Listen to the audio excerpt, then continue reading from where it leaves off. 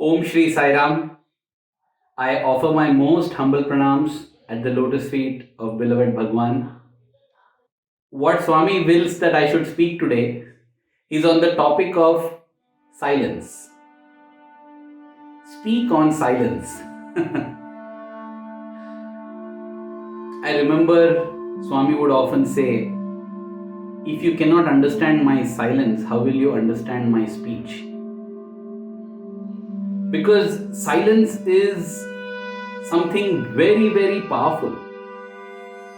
We have heard that silence is golden, speech is silver. But what is this silence that Swami refers to? Swami would say that in silence, it is silence. Sai is watching us when we are silent. But does silence mean to keep quiet without talking? Does it mean only that? Let me take you back to those days in Prashanti Nilayam when Swami would come outside and sit and he would keep listening to the Veda chanting, and after the Veda chanting gets completed, Swami would sit for the bhajans. In fact, Swami shifted the venue of the bhajans from inside the bhajan hall to outside so that all the devotees could see him during the bhajan. Today, when I think back at those days, these started sometime in 2004 and 2005. Very, very special days indeed, because Swami knew, though none of us knew, Swami knew that these would be the last few years in his physical frame. And so Swami gave such a blessing. He gave himself totally to everybody. You know, Swami is like a candle. Swami is like this lamp that's burning here, giving light to everyone and exhausting himself. Swami did not care for his body. Swami gave incessantly, kept giving and giving and giving. So yes, those years post 2004, when we would all be seated outside and Swami would be seated in our midst, listening to the Veda chanting. During that time, a common occurrence that would be is Swami would call a teacher or a student or somebody to speak something. And Swami would speak in his normal tone.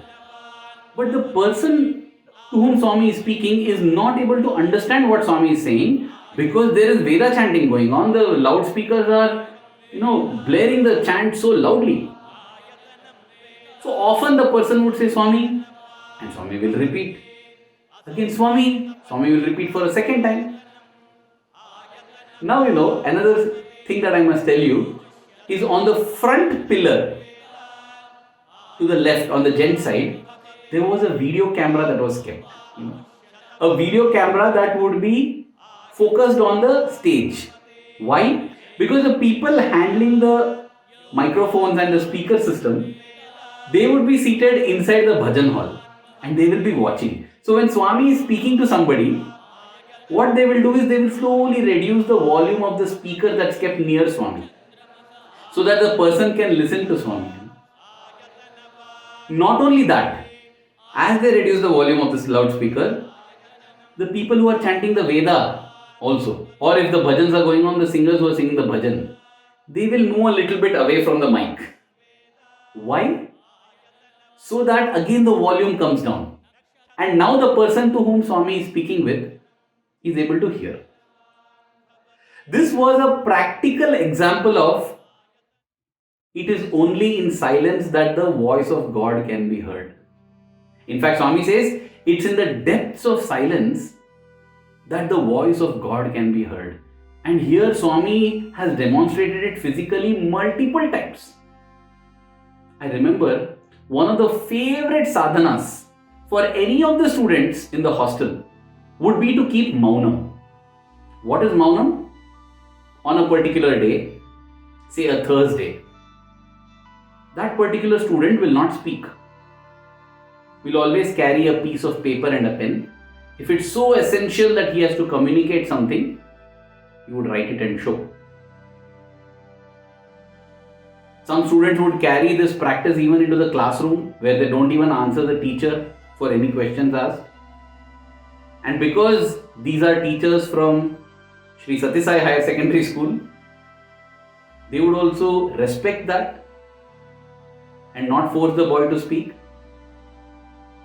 In fact, there was a classmate of mine.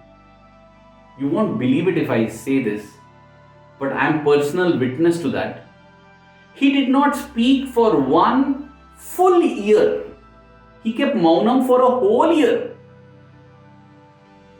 Like 4 or 5 months into the academic year, we all wondered how does he sound like. We have never heard him speak. The only time possibly we hear his voice is during the bhajans when he's singing, if we happen to be sitting next to him, that's all. So I know how he sounds when he sings. I just don't know how he sounds when he speaks. Well, as we moved to the college from school, this brother actually began to speak after that. He ended his penance, if I can say. And when he spoke for the first time, I remember all of us were like, I have heard him. I have heard him. It became the talk of the entire class, I have heard him. Oh, this is how he sounds. Oh, this is what he said. Whatever he said became like a quotable quote because he said it. Today, when I look back at this, I just understand the power of silence. When there is silence, every word gets respected. No wonder Swami said, if you do not understand my silence, how will you understand my words? Even if we want to understand Swami's words, we need silence. Swami, in one of his discourses, in February 1994, I do not remember the exact date, it's there in Sathya Sai Speaks, in the university auditorium in February of 1994, Swami said that silence is of 3 types. The first is Vaak Mounam.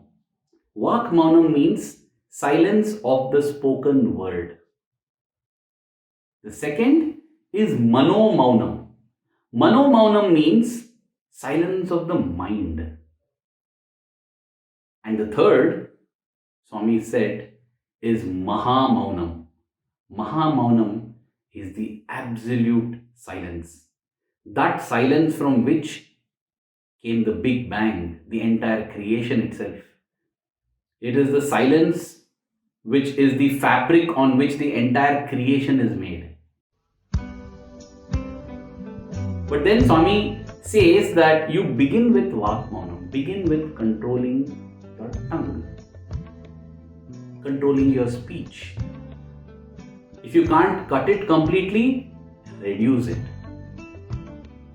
Swami would often say that among all the sense organs that we have, the eyes, the ears, the nose, the skin and the tongue is very special because it has dual function. It is the only sense organ that has dual function. It can taste food, it can also speak. So while all the other sense organs can get us addicted in only one manner, like our eyes, they can attract us and draw us by what we see, ears by what we hear, whether it is sattvic, devotional, beautiful music or rajasic music or tamasic music, the ears draw us, the nose through smell. In fact, in multiple discourses, Swami would give examples of how each sense organ by itself can lead us to destruction. The tongue is a nimble dancer.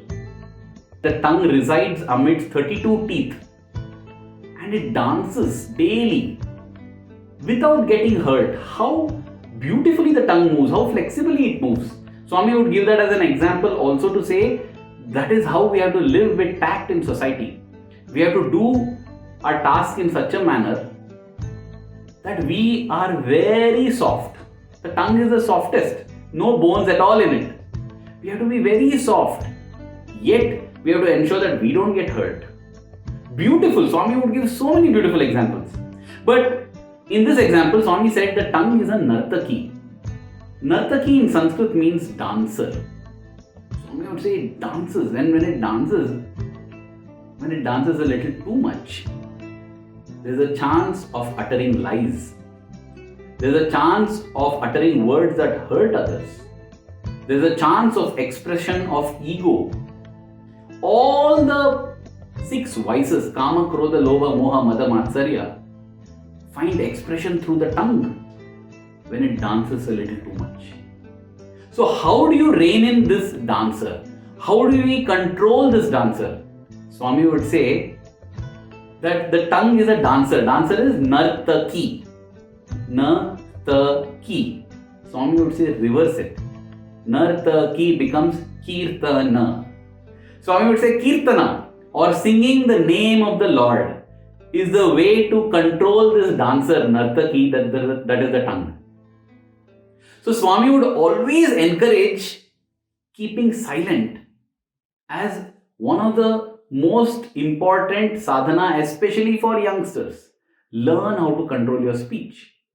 And as I said, this has inspired many youngsters to take up a sadhana. Like, Swami, I will keep silent for one full week. This is my offering to you. Swami, I will keep silent for this every Thursday, one day of every week. This is my offering to you. And as I said, there were those who promised Swami that they would keep silent forever, for a whole year. And that is what that brother did. In 1993, there is this beautiful episode that happened which I would love to recount. This was shared to me by my very elder brother, senior, brother Amitabh Das Gupta. And it's such a powerful yet so sweet experience that teaches us the impact and the importance that Swami gives to physical silence. That is the Vaak Mounam. Vaak Mounam. Silence of the speech.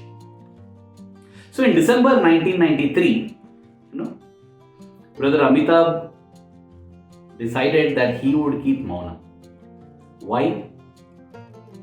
He was in grade 12, the final year in school. After this, he would be graduating to college, to university. And that is when one stage, if I can say, one stage of separation from Swami can happen, because there's an entrance exam to be written, there's an interview to be passed, and you don't know if you will get selected or not. For all that you know, 12th grade might be your final year, and therefore a lot of students, a lot of us put a lot of efforts during 12th standard, because it is the last year with Swami. Somehow, when you get to know that things may be ending, this might be the final, this might be the last, we give more value to it.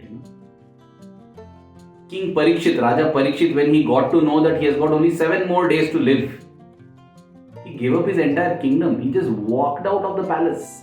Walked straight to the banks of the river Ganga till he met the great Shukamuni. He sat in front of him, folded his hands and said, "Oh Master, tell me the stories of the Lord. Nothing else matters. No food, no drink, nothing. I don't want anything. I just want to listen to the glories of the Lord, because I've got only 7 days." Somehow when you know that things are coming to an end, we gain importance and value for that. Just imagine, had we known that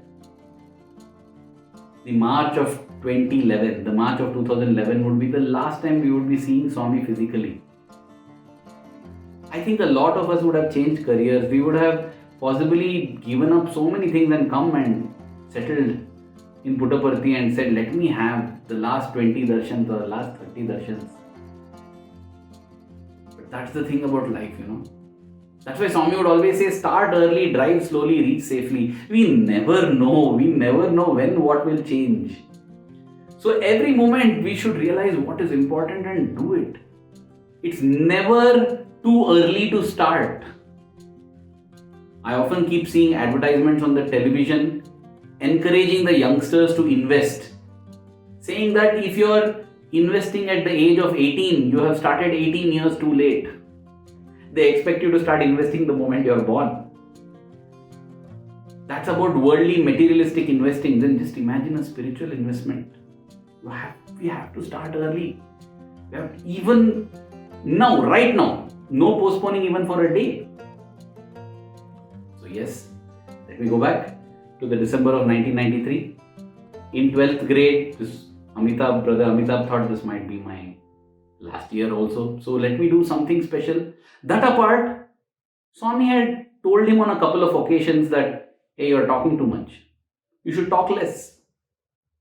So he thought, okay, it's so difficult for me to talk less. I can empathize with him. That's why I smiled also when I thought of this topic. I was like, Swami, you want me to speak on silence? Why is it that, Swami, you do this? That you make me speak on things that I am weak at so that I inculcate it? I take it like that. And it's so beautiful to prepare, because as I think about it, as I read about it, it inspires me as well.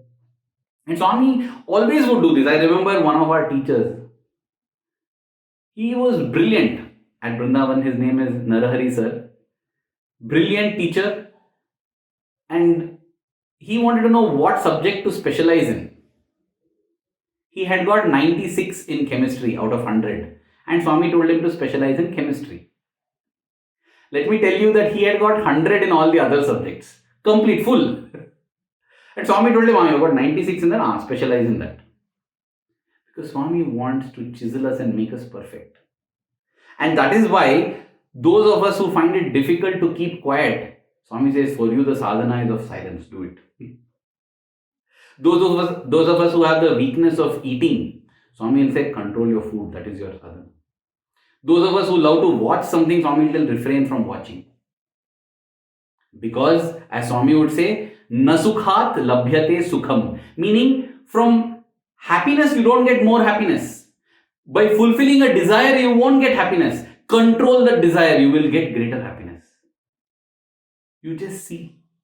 Go through a difficult situation, the joy that emerges later will be much more permanent and it will be much more intense. These are not my words, these are Swami's words. Nasukhat labhyate sukham. So I'm not surprised that if Brother Amitabh says that he was an extroverted personality who loved talking with friends, keep chatting always. I'm not surprised that Swami told him that you should keep silence. So he decided, okay Swami, I'm going to keep Mounam, silence, not for a few hours, not for a few days, for a whole fortnight, 15 days I will not speak. But Swami, you should give me something at the end of it. Or when we pray to Swami, when we think that we are offering something to Swami, consciously or unconsciously, we seek some return out of it. Why us? That has been the case. I think if we go back in time also, it's always like this. In fact, if we look at any of our stotrams, ashtakams or shatakams, whatever, if we take Lingashtakam, Brahma Murari Surarchita Lingam Nirmala Bhashita Shobhita Lingam Janmaja Dukkha Vinashaka Lingam Tat Pranamami Sada Shivalingam. This is a Lingashtakam. The last stanza of the Lingashtakam is Lingashtakamidam Punyam Yappathe Shiva Sannidho Shivalokam avapnoti Shivena sahamodate.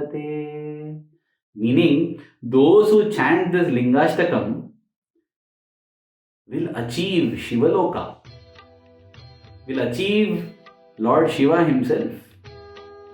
It's an incentive. It's called Falashruti. Falashruti meaning the final reward that you will get. What will I get if I do this? That's always the question. In fact, I remember during one of the talks that I was delivering on the theme selflessness. Selflessness is about doing things without expectation at all. So naturally the entire talk was about how we should become selfless. At the end of the talk, somebody asked a question, a question which was, brother, if I am selfless, what do I get by becoming selfless?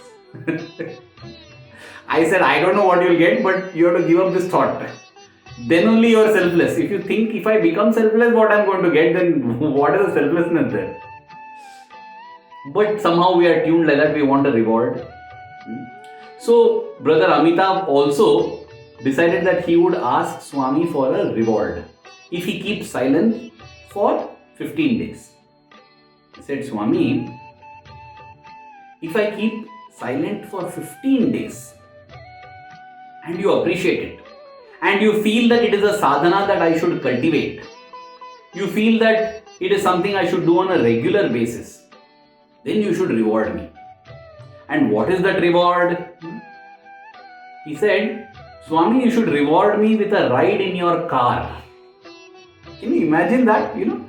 He wanted to sit with Swami in his car. And he said, Swami, if you reward me like that, then I'll understand that silence is useful and it is something that I should practice. Otherwise, I'll think all this is of no use. This was the condition he put to Swami. And he began to keep silent. He was successful till the 25th of December. On Christmas Day, as Swami came in the balcony in that beautiful white robe, early morning 5 o'clock darshan, having that darshan, it was such a joyous occasion. After that darshan, all students would come back to the hostel, quickly have breakfast, get ready and go back for singing the carols in Mandir again in Swami's presence. So in that excitement, Amitabh forgot about his vow and he spoke. He talked to a few of his friends, excitedly spoke about the beauty of the darshan and everything, and suddenly he realized, oh my God, I'm not supposed to speak. I spoke. Oh God, now if you have to do 15 days now, again you have to start. Your 7 days are undone. But in his own mind, he made a modified contract with Swami. He said, Swami, I will not do another 15 days. I cannot. I will just continue. Just forgive this lapse. I'm going to let go of this lapse and continue. That was his plan. So he thought, okay, till New Year's Day I will continue. And after that, let's see. I'll give Swami possibly 15 days to give me my reward, which is a ride in his car. Otherwise, I need not keep silence again in my life. Maybe that's what he thought. So those days were passing. Now in the meanwhile, another episode happened, which is one of his classmates or juniors, I don't remember, by name Pawan, became very sick. He was admitted in the general hospital. And physically he was miserable, but mentally also he was feeling terrible that Swami, in such a beautiful period, which is Christmas and New Year, I'm not able to have your darshan. Swami, how horrible it is. How I wish I can come for a moment to the mandir to have your darshan. Just imagine being in Puttaparthi when Swami is giving darshan, being few feet away from the place where darshan is happening and you are not able to attend darshan. That was his misery. And during these days, all the time Amitabh has been keeping his silence. And on the 1st of January, Swami speaks to Amitabh Das Gupta. Swami tells him, that boy in hospital is feeling very bad. Go and tell him Swami will come and see him. Okay. Now brother Amitabh thought that, Swami, you are telling me to tell this, so I think I can break my Mano now. I can break my silence. So he rushed to the hospital as Swami had said, and he went and told Pawan. Hey Pawan, Swami said he'll come and see you. Pawan became so excited, so thrilled, so happy. And Swami indeed came. Swami came to the hospital, walked to this boy's room, blessed him with darshan, gave him vibhuti. He was so thrilled. The best new year possible. Just imagine that new year. You begin a new year with the Lord coming to you. Honestly, Swami is always waiting to come to us. He doesn't want a new year or a birthday or a Christmas to come into our life. Every moment Swami is waiting. Swami is waiting and seeing, when will you call me? I'll come. You just call me, yearn for me, I'll come. If you need me, you deserve me. That is the love of our Swami. But very rarely we remember him. We think of him only in times of distress. When we are happy, we forget him. When we are normal, we forget him. We look at him as the last recourse. He is the final person whom we turn to. He should become the first person we turn to. He should be our first recourse. He should be our only recourse. And when I'm telling this, it's not that I'm telling this as an advisor to all of you. I'm telling this to myself also. Because on many occasions, I also don't make Swami my first recourse. Swami should always be my first recourse. Swami, please, whenever anything happens, good, bad, happy, sad, let me think of you. Let me call you. Let me yearn for you. Let me pine for you. Even if one day passes that I don't yearn for you, that day is a waste, Swami. That day is a waste of life. Because this life is not worth living for anyone or anything else other than you, Swami. Other than you, nothing else is worth. So on New Year Day, Swami is in the general hospital blessing him. And interestingly, something else had happened. There was this girl, patient, who had been admitted in the same general hospital. And the previous night she had a dream in which Swami said, I am coming to see you. Just imagine, Swami, as I said, Swami had told Brother Amitabh to go and tell Pawan that he is coming. Again, that's a chance created for Brother Amitabh. Swami doesn't need anyone at all. But Swami uses people to give them a chance. If Swami is using me to deliver a talk, it's not because Swami can't inspire or Swami can't reach each and everyone. Swami is giving this chance so that I can benefit. When I am doing this satsang, it's not for your benefit, it's for my own benefit. That Swami has given this opportunity to me and I am very grateful to him for that. Everything Swami can do entirely on his own, but he gives us opportunities. So that we learn, we feel his love, we experience his love, we feel thrill and joy in our heart. Because see, this girl, Swami had himself told her in her dream that I am coming tomorrow to meet you. And this girl had got up and told her parents that Swami is coming here, we should clean up the room. They said, you're crazy or what? Swami is coming, wow. Because we have heard of Swami visiting hospital and all that, but those were in the early days. This is 1993, what is this daughter of ours telling? And their jaws dropped when they saw Swami walk into that room. And Swami told the girl, I told you right, I'm coming, see, I've come. Beautiful, lovely. This is how Swami functions also. We don't realize it, but every action that Swami does has multiple meanings for multiple people.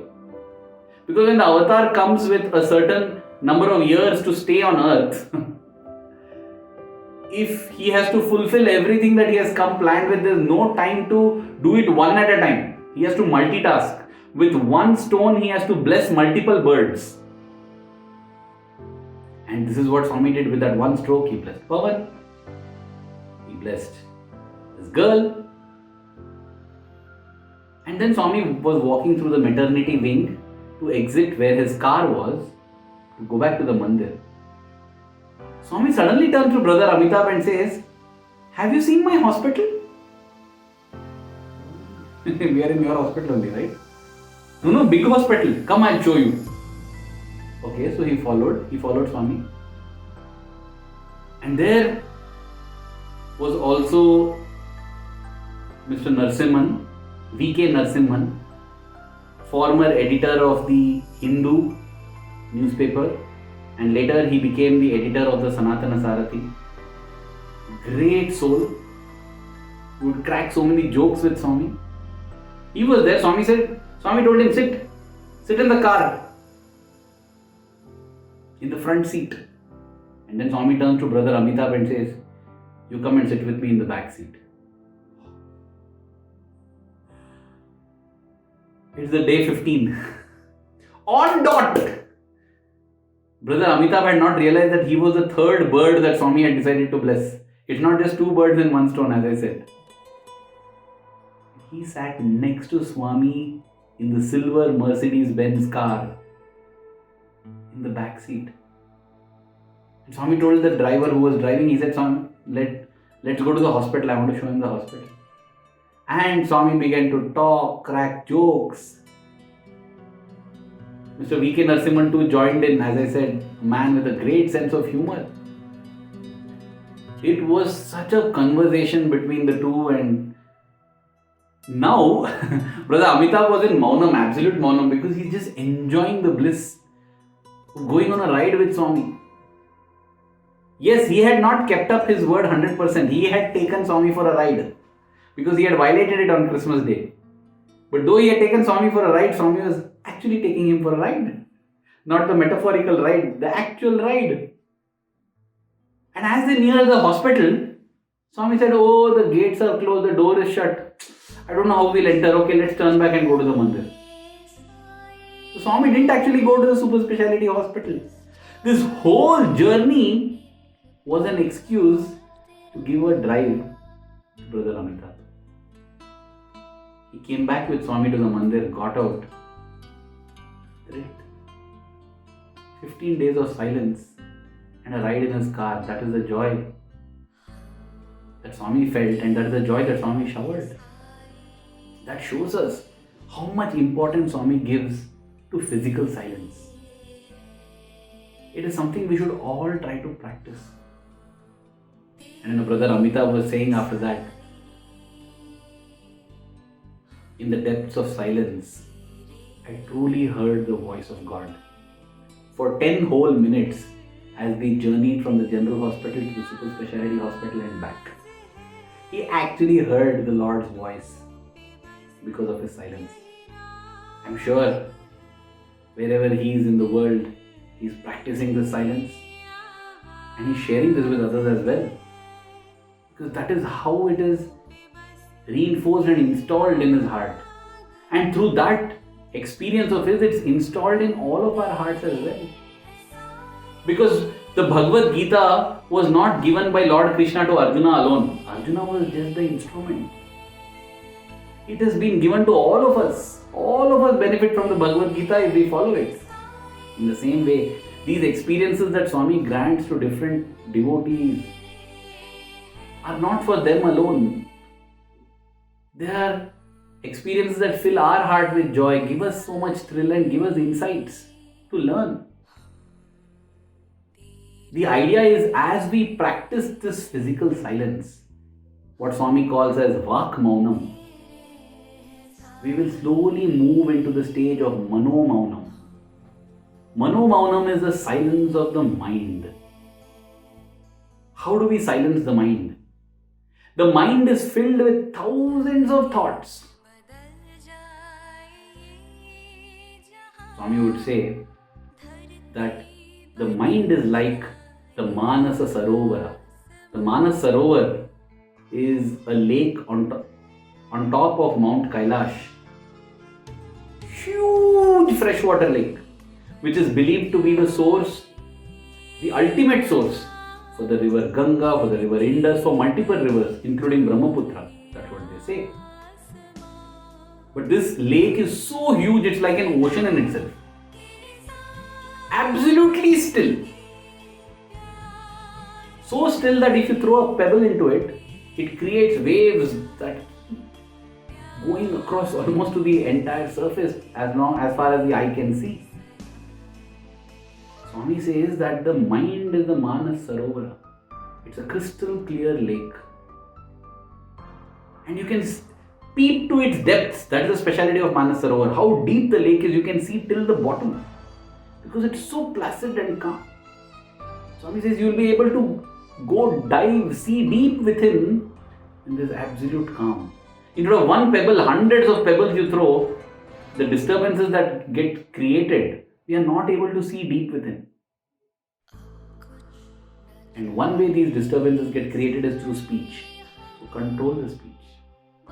If we cannot speak at all, the disturbances reduce drastically. The fastest way to reduce disturbances in the mind is to stop speaking. Just keep silent. And if we keep that physical silence, the number of pebbles that we throw into this Manas Sarovar reduces. The number of waves and disturbances reduce. The better we are able to see into the depth, to the bottom of that lake of Manas Sarovar. And as we move from Vaak Mounam to Mano Mounam, says you will be able to tune into the ultimate silence. We think silence is nothingness.